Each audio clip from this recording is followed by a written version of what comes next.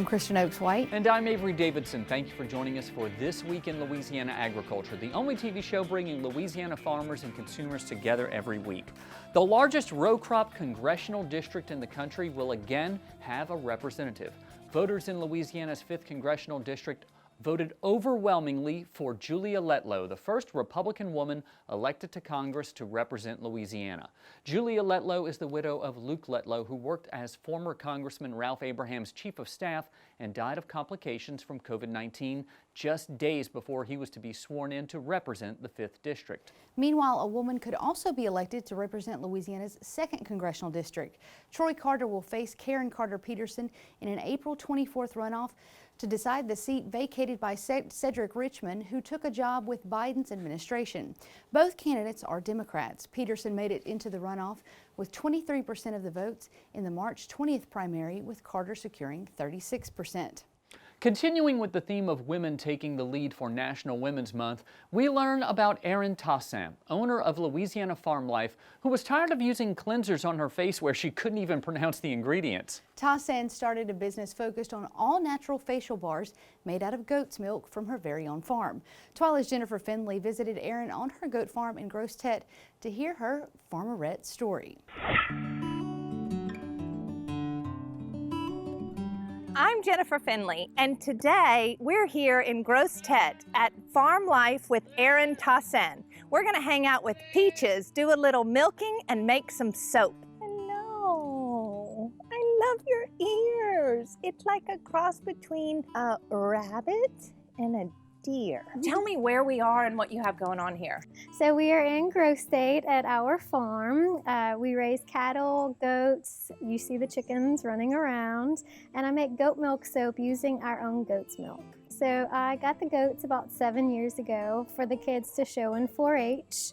I ended up loving them just as much as they did. So when they were done showing them, I kept them. One day my aunt kept telling me, you know, you need to make goat milk soap. I love it. You know, you've got the goats, just go for it. Oh my goodness, look at all of this soap. The whole process, I used to start by just making one loaf at a time.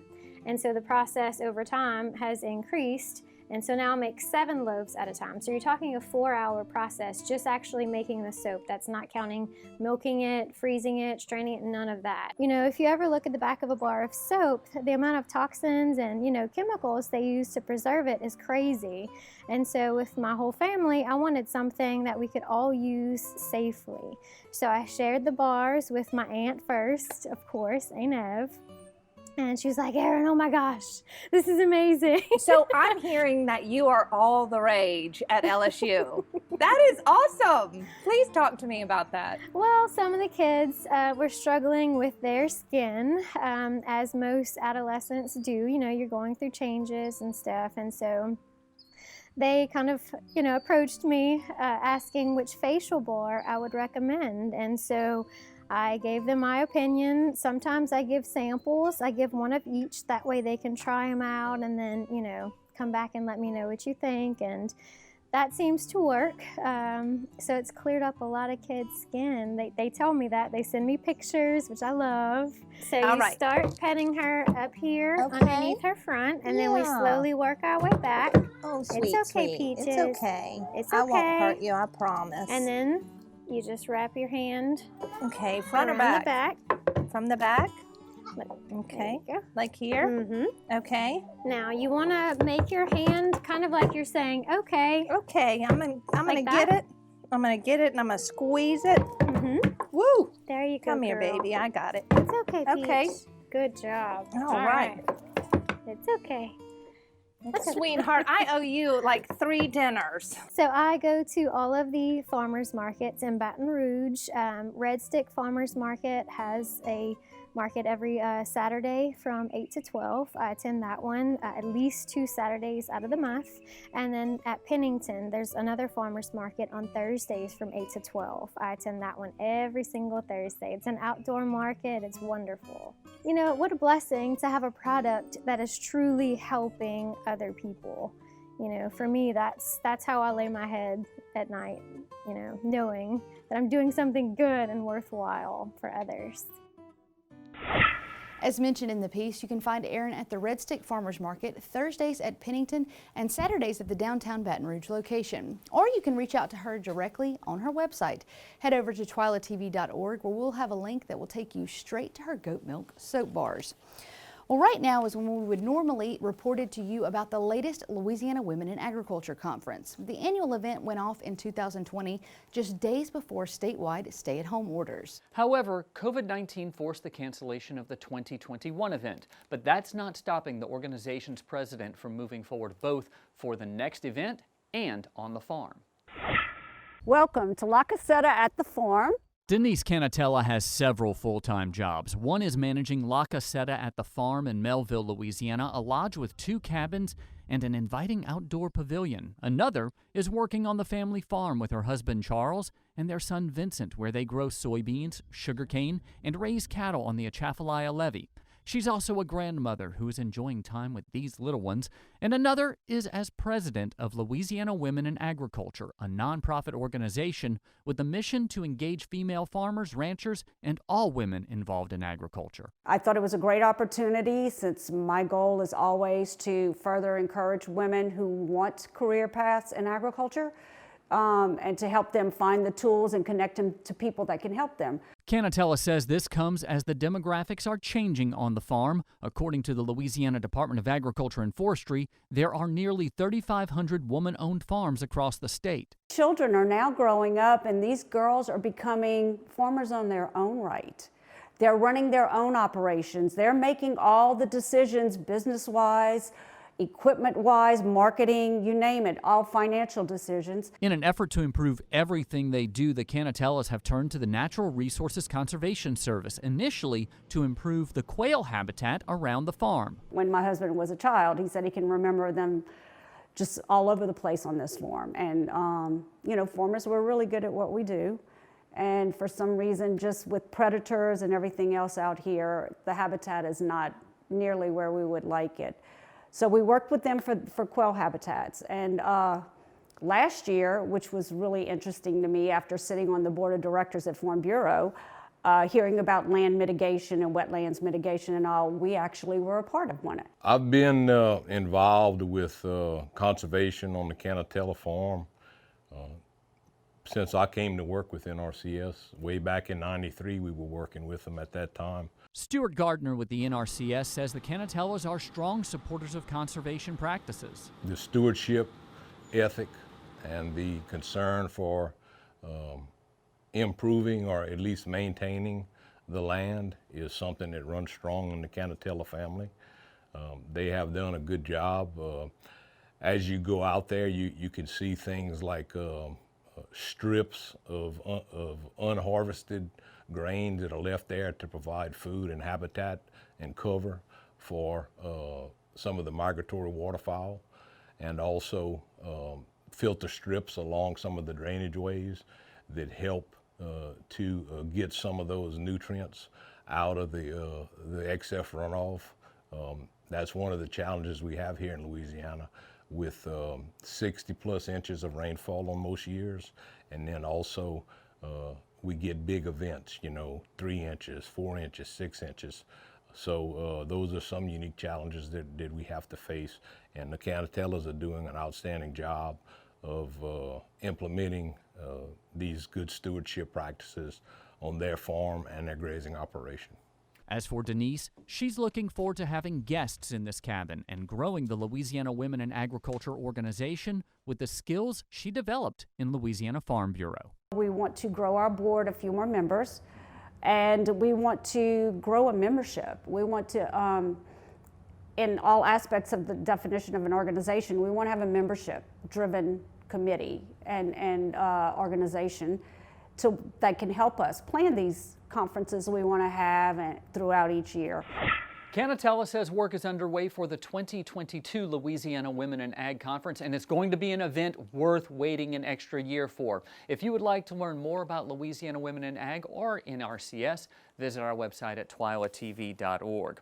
The work of a farmer is never done. After months of planning, planting, and harvesting, the farmer has one more thing to think about: what to do with the fallow ground after harvest. Planting cover crops is an option, but that can be expensive and a challenge. That's why Louisiana Grazing Lands Coalition partnered with the NRCS and Trailblazer RC&D to host a cover crop field day to answer farmers and ranchers' questions. A year after the Dust Bowl, Franklin D. Roosevelt wrote in a letter, "The nation that destroys its soil destroys itself." 84 years later, that same message is being taught by Robbie Howard. I'm getting ready to end my career as a farmer, but I still have some things I'd like to pass on to future farmers. Howard is a grain farmer in East Carroll Parish and spoke to producers at this soil health workshop about using no-till and cover crops. My first 30 years of farming, soil health really didn't mean that much to me. But when cotton prices dropped in the 90s and he had to find other ways to make a profit, he became curious about his soil's health. I started going to meetings in the Midwest for no-till, and I went 5 years in a row up there to learn the method.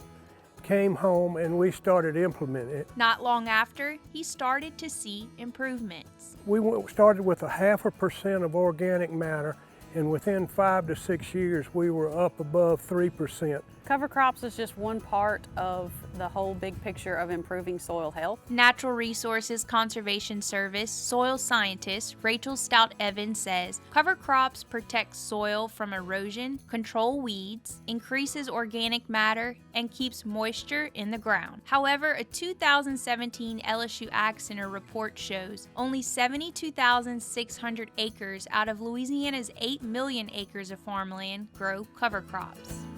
LSU Ag Center's economist Naveen Adusamili explains why acres under conservation are still a small number in our state. The challenges associated with implementation of conservation is not just economical. There are policy issues with respect to how crop insurance plays into this whole adoption of conservation. Adusamili says the limited amount of funding for cost share assistance and the steep learning curve to implement the practices are also challenges farmers face, which is why Evans helped organize this event to answer some of the questions farmers and ranchers face. We wanted farmers to talk to other farmers. I can stand there as a government soil scientist and I can tell them all the concepts, all the theories. However, I'm not the farmer. It's not my pocketbook, it's not my land, it's not my equipment, it's not my family. Columbia, Louisiana farmer Marty Ernest hosted this event at his farm because he wants to share what he's learned through the years. Anything planted as a cover crop is better than nothing. I mean, even if you'd go out and buy the cheapest wheat seed possible and plant that one species, it would be better than not planting anything at all. Sherry Kinney, a corn farmer in Caldwell Parish, is one who is willing to give it a try. Next season, as soon as my corn is cut, I'm going to see about putting in my cover crop. And hopefully the soil these farmers have worked so hard to improve will provide fertile ground for generations to come. It's kind of like raising a prize horse, and you see him develop and he becomes a champion. I saw my soil become a champion, and that's something to be proud of. In Columbia, Louisiana, I'm Taylor Fry for This Week in Louisiana Agriculture. Now, if you would like to implement cover crops on your farm, a great place to start is your local NRCS office. To find that information or programs offered to help you get started, head over to our website at twilatv.org. Cast iron is a popular staple in my kitchen, and I bet in your kitchen as well, Kristen. It is. We have 3, 4, 5, a lot of them. But what happens to them when they get rusted? Do not toss the pot yet. In this week's Ag Minute, our friends at the Southern Food and Beverage Museum show us how to bring our favorite cookware back to life. Hi, I'm Liz Williams. We're here at the Southern Food and Beverage Museum for your Ag Minute. Today we're going to talk about cast iron pots. So first, what you want to do when you have one that is full of rust is wash it with a brush in warm soapy water. Then you're going to put it on the stove and you're going to turn it on and use the open flame to actually dry the entire thing in and out. So once that's done, you're going to take a paper towel and a little bit of vegetable oil, and you're going to rub a very, very thin layer of oil all over the pot. You're going to do that on the inside and the outside. So obviously after you've heated it to dry it, you want to let it cool down. But you're also going to bring it around to the outside. So anyway, you do that thoroughly, and then you put it into a 250-degree oven and let it set overnight. Then you have a perfectly cured pot. Thanks, Liz. And if you'd like to learn more about the Southern Food and Beverage Museum, head over to our website at twilatv.org. Well, still to come on TWILA, we share an awesome video in honor of National Ag Week. But first, TWILA's Carl Wiggers gets a lesson in boiling crawfish. Stay with us.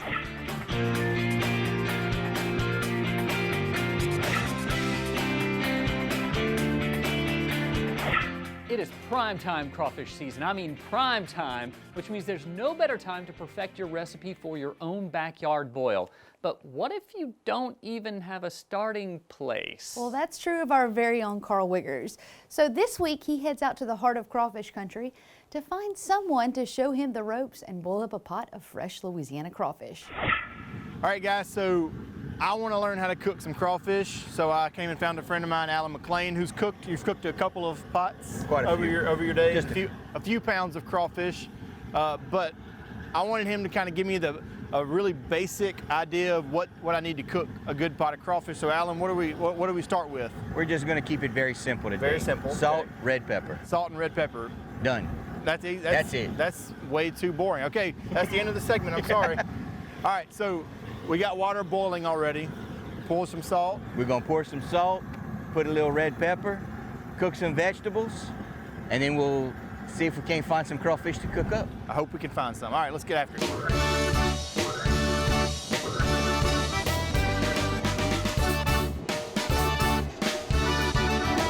How much salt? 2 pounds. Red pepper is more to your liking.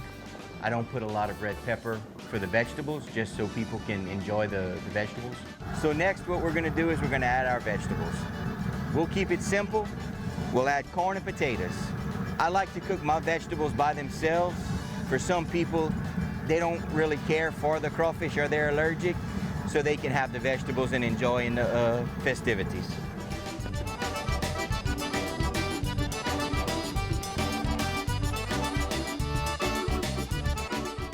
How much lemon? It all depends on your flavoring. In this case, I think Carl's from the north, so he likes it a little more lemony.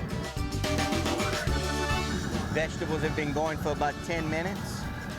We're gonna add some sausage, about 10 minutes left. Total time for our vegetables was around 15 or 20 minutes. Every pot is gonna be different. Everybody's burner is gonna be different. You just want them to where you know they're cooked. A potato, simple trait, just stick a knife through it. If the knife can go in simple, they're done. Pull them out. While the vegetables are going, we went to get some clean crawfish from Alan's shop next door. These came from the field this morning and were cleaned as they went through the sorter. At home, an ice chest and a quick rinse with some water should do the trick. If you don't know if they've been washed or not, stick them in an ice chest, fill it with water and pull the plug. Just keep doing that until the water comes out clear. Soft to the touch, they're done. We pulled the vegetables. Pulled the vegetables. We're gonna put the rest of the lemons in. We're gonna add a little more pepper. The crawfish are more in the pot, so you're gonna add a little more to make sure they all soak up the flavors. We'll make sure the water's back to a boil, and we'll drop the crawfish in. We'll time them 15 minutes, and then you'll pull them out. Rhyme or reason, how much red pepper? Is it just to your liking? Some people want them extra spicy, some people want them just a little, just to taste. Everybody has their own ways of seasoning, and there's thousands and thousands of ways, but this is just a very simple way of boiling a good batch of crawfish.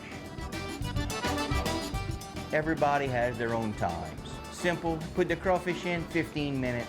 If they're starting to float, they're done.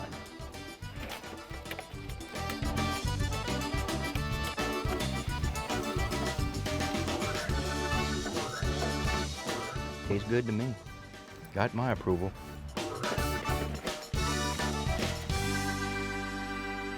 Of course, it should be noted once again, there are an infinite number of ways to boil a pot. But Carl tells us that this was a great starter recipe. I guess we'll have to take his word for it. or try it ourselves since he didn't, again, bring us any. Nope, I got no crawfish. Well, that might be a good idea because it was probably be cold. Yeah. That was last week. Yeah, it was last week, that's true. Yeah, that probably wouldn't be good right now, but he did write up a quick recipe and step-by-step guide to follow along that you can find on our website at twilatv.org. Well, if Carl's story whetted your appetite, there's crawfish to be had in Louisiana. Even better, prices are coming down, especially for live crawfish, if you want to try your own hand at it. And if you're in Vermilion Parish like Carl was, you can stop by the Fat Boys Crawfish Company in Abbeville, where live crawfish are $2 a pound and boiled are going for $4. In Alexandria, Crawfish Port Incorporated has live crawfish for $2.79 a pound, while boiled are selling for $4.99 a pound. In Shreveport, B&D Seafood has crawfish for $3.50 a pound live and $5.75 per pound boiled. Wherever you go, please call for the latest prices. Now, these crawfish prices are brought to you by the Louisiana Crawfish Promotion and Research Board, which reminds you to always eat Louisiana crawfish, and to make sure, ask before you eat. Still to come on TWILA, we've got an awesome video from our friends in Vermilion Parish about National Ag Week. Stay with us.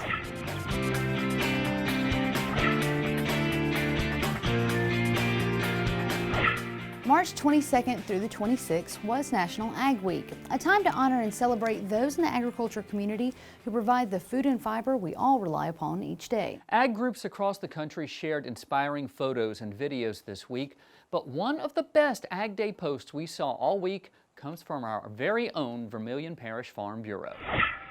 I believe in being a good steward of the land, that I will leave it better than when I came to it. That in opening gates and sorting crawfish, my children will learn hard work and dedication. I believe in making multiple pots of coffee, especially during the planting season. That truly tending to our crops will produce a superior quality product we will be proud to provide to our fellow Americans. There is no sweeter sight than a last row of sugarcane after a 5-month harvest season. I believe a sunset over a healthy rice crop is one of God's greatest handiworks. That the hardships faced by my grandparents, parents, and myself have only strengthened our faith, operation, and family. I believe in agricultural education, forever growing in knowledge to guide the next generation. That my farm will survive through my children and grandchildren to provide food for generations to come. I believe in feeding horses and cattle with children in tow. For an underlying lesson in responsibility and compassion. I believe in a true farm-to-table experience, one that is rooted deep in our Cajun culture and is cultivated by hard work and tradition. I believe in Vermilion Parish agriculture. And great job to the folks who put that video together. That was really, really cool. I was highly impressed. Well, that does it for this edition of TWILA. Next week, we'll have an encore presentation of this show for you to enjoy over Easter weekend. To hold you over, you can watch all of our stories online at twilatv.org, and be sure to like us on Facebook, follow us on Twitter and Instagram. And you can also find all of these stories and a little bit more on our YouTube channel. Be sure to subscribe and turn on the notifications so that you know when we put something new out. For all of us here at TWILA, thanks for joining us. We hope to see you again right here next week.